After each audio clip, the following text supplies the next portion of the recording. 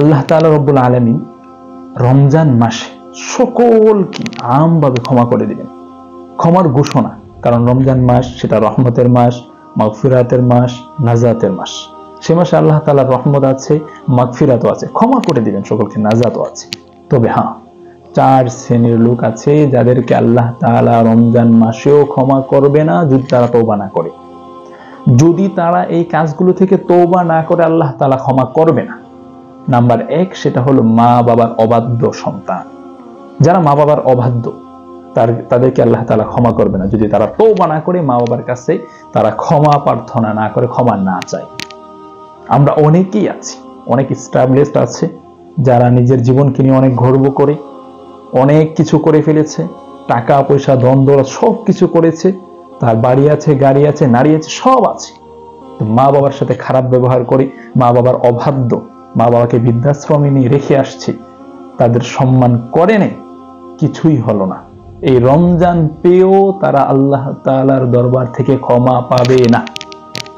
2 number, যারা মদ পান করে, লাগাতার দাইমান মদ পান করে, কখনোই এটা ছাড়ে না, সর্ব অবস্থায় মদ পান করে, তার মদ খাওয়া থেকে কেউ বিরত রাখতে পারে না। রমজান মাস আসলে যদি সে ক্ষমা আল্লাহ তাআলার নিকট তওবা না করে, আল্লাহ তাআলা তাকে ক্ষমা করবে না। তওবা করলে আল্লাহ তাআলা ক্ষমা করবে না, ক্ষমা করবে না। নাম্বার 3, আত্মীয়তার বন্ধন যারা ভঙ্গন করে, আত্মীয়তার বন্ধন যারা ছিন্ন করে, আপনার আত্মীয়র সাথে আপনার সম্পর্ক খারাপ করে দিলেন, আপনার ভাইয়ের সাথে আপনার সম্পর্ক খারাপ, আপনার বোনের সাথে সম্পর্ক খারাপ, আপনার মামার সাথে সম্পর্ক খারাপ, রক্তের বন্ধনগুলোকেও কর্তন করে ফেলেছে যারা আত্মীয়তার সম্পর্ককে ছিন্ন করে, তাদেরকেও ক্ষমা করবেন আল্লাহ তাআলার নিকট যদি তওবা না করে।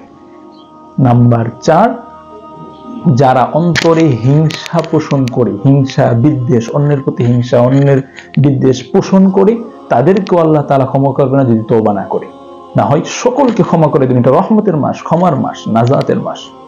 সেই জন্য আল্লাহ তাআলা আমাদের সকলকে এই 4টি খারাপ অভ্যাস, এই 4টি বদগুণ থেকে বেঁচে থাকার তৌফিক দান করুক, এবং সামনে মাহে রমাদান, সেই রমজানকে ঘিরে যেন আমরা প্রস্তুতি নিতে পারি, সেই রমজানে যেন আমরা বেশি বেশি আমল করতে পারি, সেই তৌফিক দান করুক।